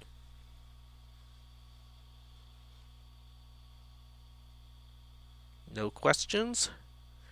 Any questions Not about the at this time. concepts that have been introduced up to this point? All right, so no questions. I am also checking out the two channels, and there is no traffic over there either. All right, so if without any questions, we're going to move on to different layers of system components. So this is going to be a little bit more technical. So if you have any questions, just stop me, just let me know, and then I'll try my best to explain these individual layers. So the first layer at the bottom would be the processor and friends. Okay, so when I say and friends, it refers to all the resources that a processor requires in order to do quote unquote processing. So strictly speaking, virtualization does not require specialized processors with virtualization in mind. In other words, you can use a plain processor that is designed for desktop applications, and you would still be able to virtualize, but it would be very, very inefficient. Okay, I have done that on this computer. I have a not a this is not even a fancy laptop computer. I have a laptop computer with I think it's an 8th generation i7 processor. And it does virtualization fairly well. I mean, you just saw how I started up the virtualized Windows 10 box, and it ran at a acceptable speed. I wouldn't call it fast, but it's not insanely slow either. Now, if I turn off the specialized virtualization technology of the processor and do exactly the same thing, it'll be very, very, very slow. Okay, it is not just noticeable, it is so slow that it is not usable anymore. So that means, modern day processors, even the inexpensive ones, they come with specialized hardware on the processor that supports efficient virtualization. So that's basically what this what this sentence is saying is, by 2021, just about every processor on a laptop or desktop computer has the special hardware for efficient virtualization. Now, the interesting thing is IBM actually started doing this, meaning special hardware for efficient virtualization in 1972. So that's what, almost 50 years ago. Okay, almost half a century ago, IBM was on this already. They were on this path already. I should probably mention that a lot of modern day technology, a lot of things that Intel says, look at this, okay, this is really cool, okay, it can make your computer go faster and stuff like that.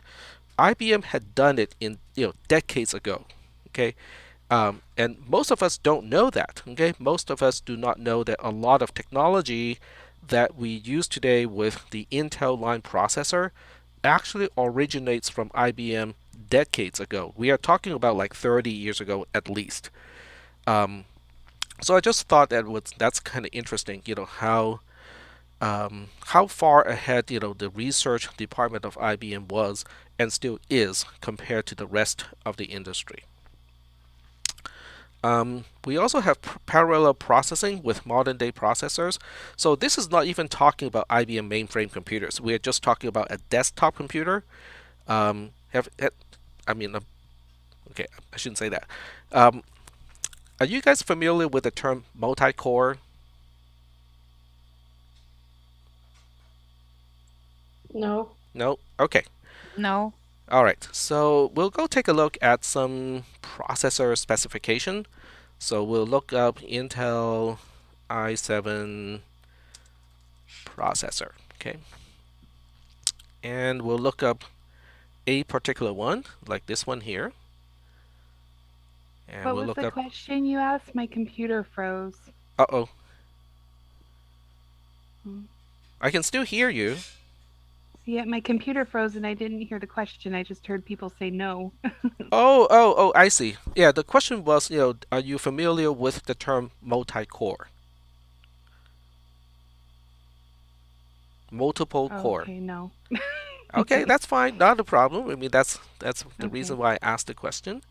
So this particular processor is discontinued because it is from 4 years ago, and it has multiple cores. So when we look at the CPU specification, number of cores is 6. So what that means is you have 6 complete processor units on the same chip. Okay, so when I use the word chip, CHIP, it's basically a colloquial term to refer to an integrated circuit. It is one single piece of thing that you can install on a computer. That makes it a chip. So there are basically 6 completely independent cores. Each one is capable of doing its own program execution and stuff like that. So there's 6 of them on one single chip. So and they can all perform work in parallel. That is just a somewhat fancy processor for a desktop computer. Is that like having LPARs on one box? Like having a triplex and a duplex? Yes. So it's related to LPARs. So LPARs, or logical partitions, is a instance. It's basically okay. When we get to hypervisor, we'll explain that. But Okay. basically, a LPAR is an illusion that the hypervisor is generating, so that the operating system living on the LPAR would think that, hey, I own a whole machine, but in reality, it's only using a portion of the resources of an actual machine. So we'll get to that. Okay. And then the other resources, which I refer to as friends, at this level would include physical RAM. So basically, those are the actual chips that you see inside a computer, responsible for random access memory. There are all kinds of input-output devices, some for mass store, some for networking, and so on. Networking devices, strictly speaking, belong to input-output, but sometimes it's considered separate, because when we refer to input-output devices, those are usually referring to really high bandwidth type of input-output devices. When I use the word high bandwidth, it just means high speed. Okay, it can move data really, really rapidly. Networking devices, depending on what type of networking devices we're talking about, can be quite a bit slower compared to the other types of input-output devices. And there may be other physical components too. I can think of a few that exist in mainframe computers, like hardware encryption. Okay, hardware encryption is a special physical component inside a mainframe computer, but it is not the case when you're talking about a desktop computer. So IBM mainframe computers has specialized hardware just for encryption and decryption purposes, but that is usually not the case with a normal computer. So 2.1 talks about, at the lowest level, we have physical things. Okay, the physical processor, we have the physical RAM. Okay, basically memory. We have physical devices, like for networking purposes, for talking to the mass store devices, for encryption purposes, and so on. So these are the things that we can actually see. Okay, so when you open up a box, okay, these are the things that you can actually see. And then at the second level, we have what we call a Type 1 hypervisor. And the term hypervisor is interesting because it is a supervisor of a supervisor.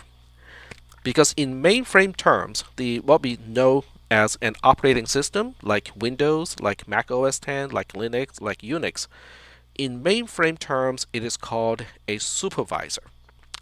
So what a hypervisor is the supervisor of a supervisor, and hence the name hypervisor.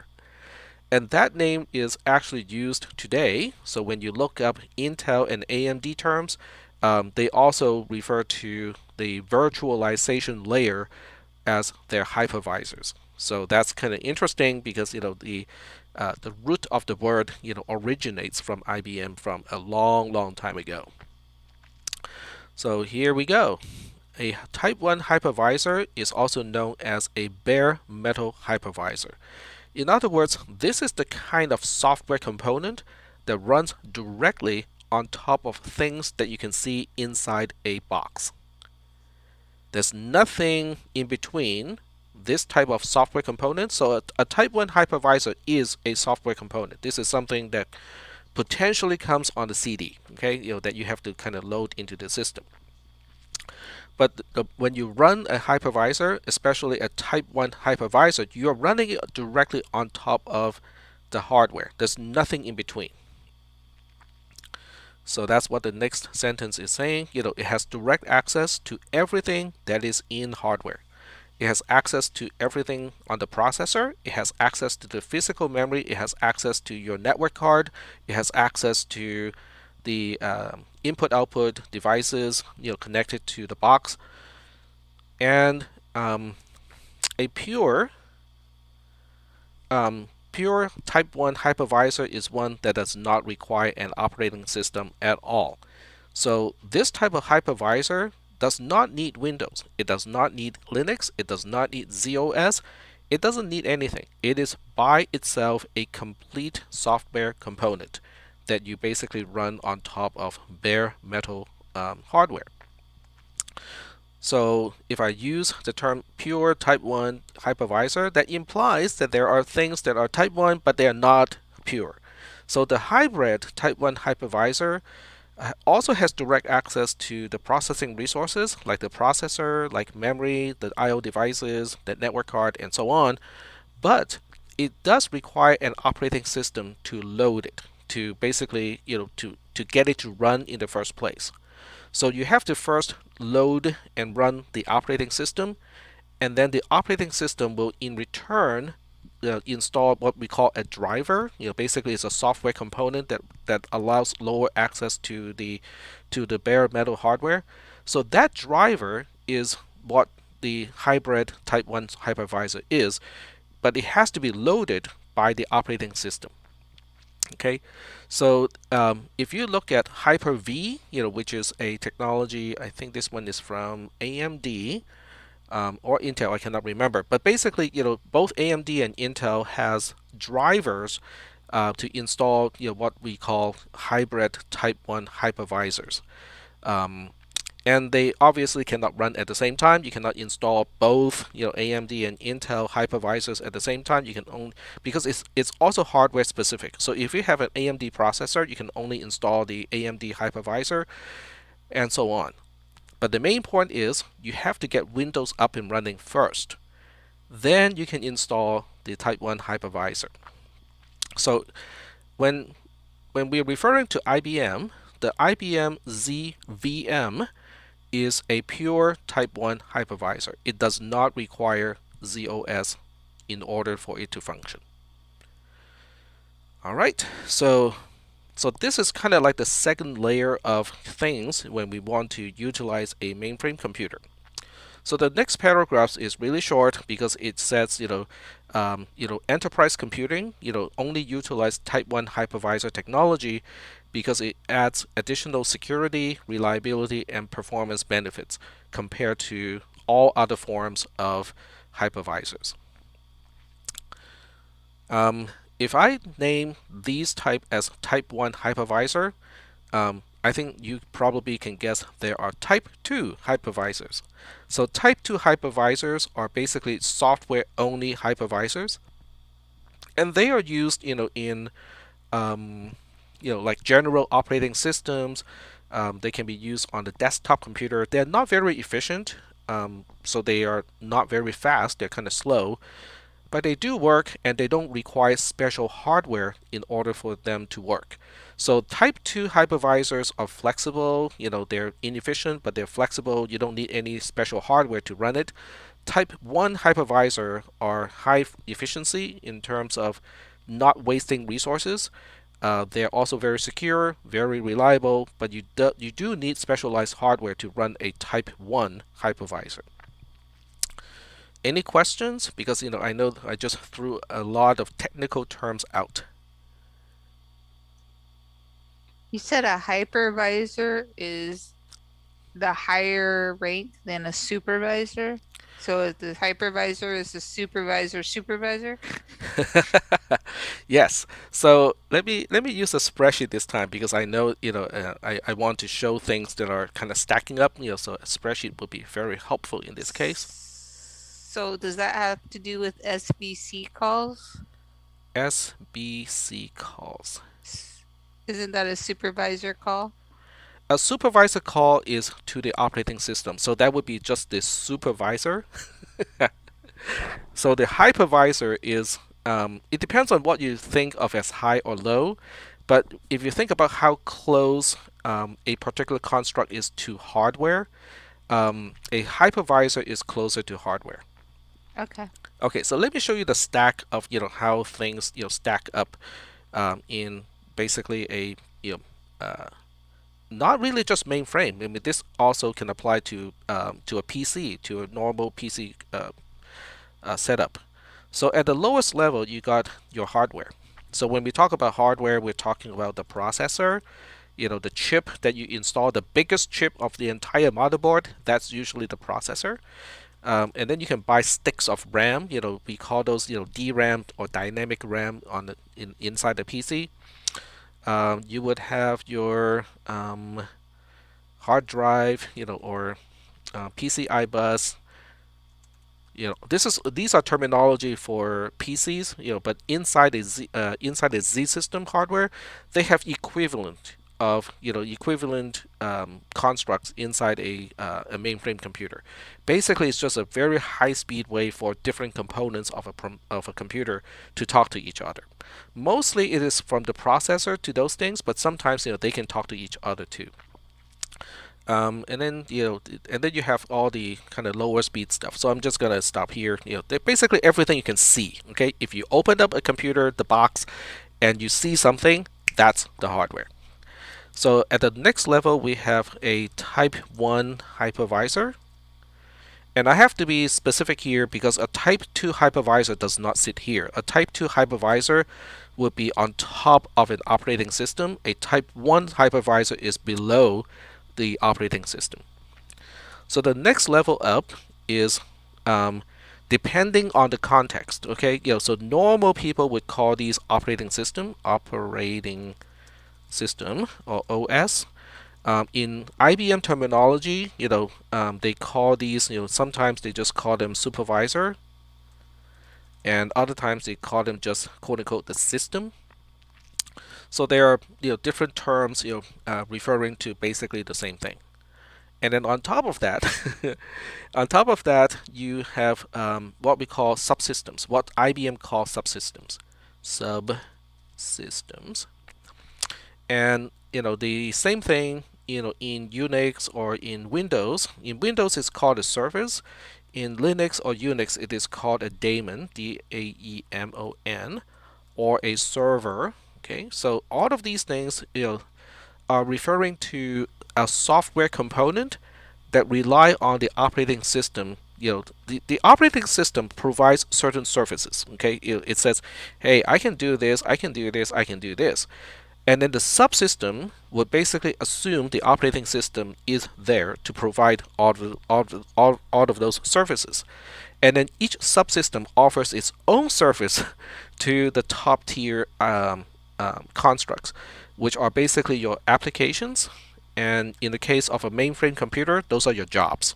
So when we talk about JCL, the job, these are sitting at the highest level. This particular hierarchy is also reflected in writing over here, but I do want to give you just kind of general idea of the relative position between these things. So we have hardware first, and then we have a Type 1 hypervisor to allocate resources from the hardware to potentially multiple instances of operating system. So what the operating system is doing is it is allocating the resources, is regulating the availability of resources that are exposed from the Type 1 hypervisor to the subsystem. To the DB2 is a subsystem. The database engine is a subsystem. JES is also a subsystem. So those are basically software components that rely on the operating system and go like, hey, operating system, I need to make a connection, a network connection to blah, blah, blah. Or I need to accept a network connection from blah, blah, blah. So those are the things the operating system can offer to DB2, because DB2 says, I'm not going to deal with network connecting to other machines. Operating system, you are going to do it, okay? So on top of the subsystem are the jobs, okay? So when the JCL DD statement uses DS name, which is data source name, then it is basically asking the DB2 subsystem and go like, hey, DB2, I need to get to this particular DS name entity as a data set. Do you have it? If you do, I need to make a connection so that when I run this job, okay, that data set will be available to the job. So that's kind of the relationship between, jobs, subsystem, the operating system, the type 1 hypervisor, which is also a supervisor of a supervisor, and finally we get down to the hardware. So are there any questions about this portion? Because I think this picture shows a little bit of, what the hierarchy of constructs in just about any computer, not just mainframe computers, but in any type of computer, you can potentially see all of these different layers. Any questions?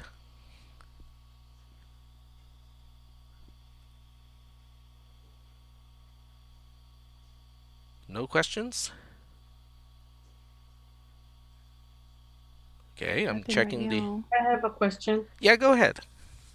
So, the type 1 hypervisor, Mm-hmm. uh, is that standard in every computer, or that's an optional? It is optional. So if Okay. you look up, Google, and you can look up, AMD hypervisor, it will come up with. Hmm, it doesn't. It doesn't have its own name. I suppose I'm not looking for the right name. But Intel definitely has its own. Okay, so we have Intel.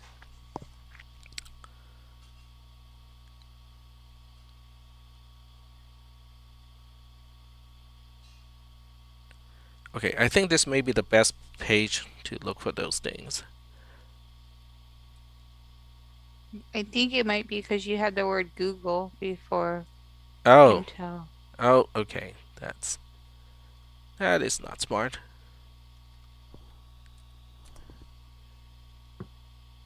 Here we go. It still goes to here first. So basically, they have different names. Intel calls it a particular name. Hyper-V, I think, is one of the names, but I cannot remember Hyper-V belongs to AMD or Intel. So if I just look up Hyper-V,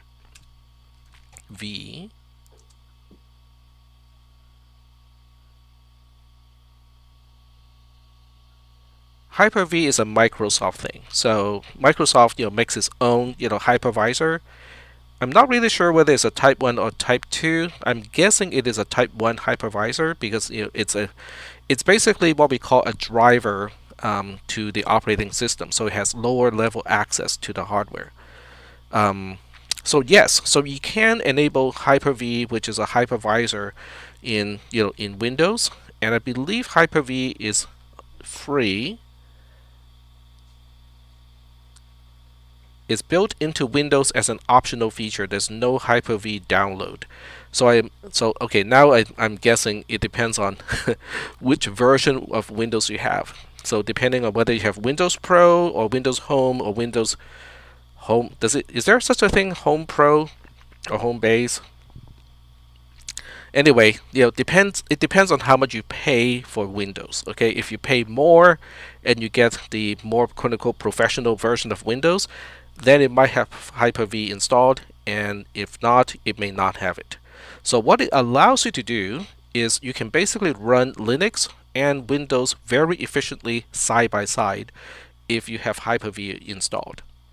Because more and more people kind of need to know how to use Linux or other operating systems. So Hyper-V allows you to run both at the same time. So with a shortcut key, you can basically flip your screen between Windows 10 and Linux. And you can do that efficiently if you have Hyper-V installed. So does that answer the question earlier? Yes. Okay, excellent. And we are back to the picture because that's where we left off. So any other questions? I can just throw out some names of examples of these things. So let me just kind of throw out some names here. So we will use PC, just regular personal computer on one side, and then we'll use IBM mainframe on the other side. So this way we can kind of correlate some of the terms that we might be familiar with. So in terms of the hardware, there's no basically these are Z mainframe computers. They are very sleek looking these days. They don't look like big clunky things anymore. And then with the PC, you just have your regular desktop computer or a laptop computer. Type 1 hypervisor is ZVM in the case of IBM, and then in the case of PC, there are several, but we know that Microsoft Hyper-V is one of those things. In terms of operating system on the PC, the most common operating system on the PC would be Windows. And in the case of IBM mainframe computer, it's going to be ZOS. And in terms of a subsystem, you can have DB2, as a database, as a subsystem. There are many other subsystems in an IBM mainframe, but DB2 is a very good example. On the PC, if you want to run a database, you can run Oracle. You can also have MySQL, which is a free SQL database. So these two are by no means are they comparable products. Okay, MySQL is a open sourced relational database product. It is not going to be an enterprise level. It doesn't have enterprise performance. It doesn't have enterprise level of security, but nonetheless, it is still a relational database. So that's why I put MySQL over here. You can put down Oracle if you want to. And in terms of applications and jobs, on one side I can use Microsoft Access. I know it is not a very well used product anymore, but it is there. Okay, and Microsoft Access can utilize the database that is maintained by MySQL. So in a way, this is one complete stack, where you can run a particular Microsoft Access application with its forms, reports, and whatnot. And that's the purpose of this PC. So in the case of IBM, we have different types of jobs. Okay, so the jobs is what you really want to do on an IBM mainframe. Okay, so you want to print all these social security checks, for the social security department. For DMV, you might want to run a query to find out which vehicle is due for renewal. Okay, so those are the jobs.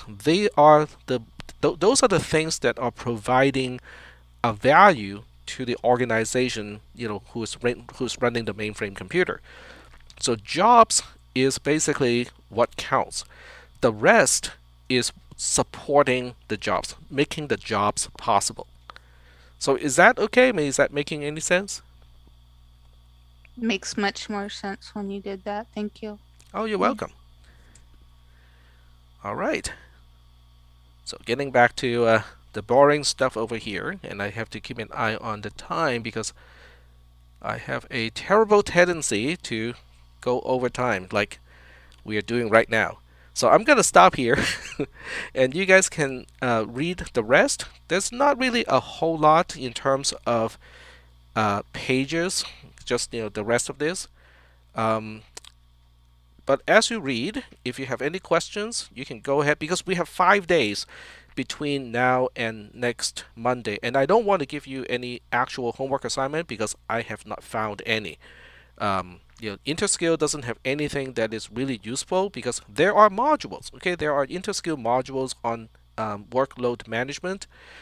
But as I said a little bit earlier, they just run you through a whole lot of punching keys and looking at the screen and knowing what it looks like when you're interfacing with that system, but they don't really explain a lot. They refer to a lot of terms that you might have encountered before, but because of our conversation up to this point, I'm suspecting that you might not have encountered those terms or they may not have been explained before. So you'll just be looking at a lot of terms and may not be able to associate those terms with each other and understand how they relate to each other. So I really don't want to give you that assignment because it doesn't serve you a whole lot of good, okay, if I were to assign that. So instead of doing that, I want you guys to read through this document. And as you read through it, if you find certain places it's like, okay, I'm not sure what this term means, okay, just highlight it, okay, just highlight the term and use the comment feature. You can go to insert. Comment is all the way down here. And then you can just let me know, what you want the document to contain, how you want it to be expanded. Did I make a spelling mistake somewhere? Do you want to fix it? So all of that stuff is fine. Okay, just kind of mark up the document as you read through it, and then next Monday we'll continue. We'll pick up from where we are now, and I'm gonna write a new one on actual workload management, not about specifically how you use the, I think it's called ISPF, right? The text interface, using a dumb terminal to interact with an IBM mainframe. So I'm not going to focus on that one. I'm going to focus on the concepts behind workload management and the terms that IBM would use when it talks about workload management. So that's going to be the focus on next Monday. So, this is Carrie. I just wanted to let you know that I know, like in your document, you're referring to DSN as data source name, Uh-huh. but at our work, and I can't speak for DMV or FTB, but we know it as a data set name. A data set name. Okay. That works too, right? I mean, DSN, that works too. Yeah. Okay. I will look it up and find out, whether it has alternative meanings, or whether I just made a mistake somewhere and thought it was what was that? You said data source name? Data source name, right? I did. Yeah, I did but use. we've ever since I've been in technology, it's been data set name. Aha. Okay. I will look Oh. it up just out of curiosity, because. Okay. Thanks. All right. So have a good night. Have a nice, Thank have a you. good weekend. Because we have a 5-day weekend, so don't forget to kind of keep up with the material. And if I really like people to ask questions, so if you read this stuff here and go like, okay, I'm not quite sure about this one, I need more explanation about that. Those are all really great things that you can do for this class, is to ask questions. Then I can expand on those things. All right. Okay. Thank you. Yep. See you guys Okay. in 5 days. Okay, thank you. Mm-hmm. You. Thank you.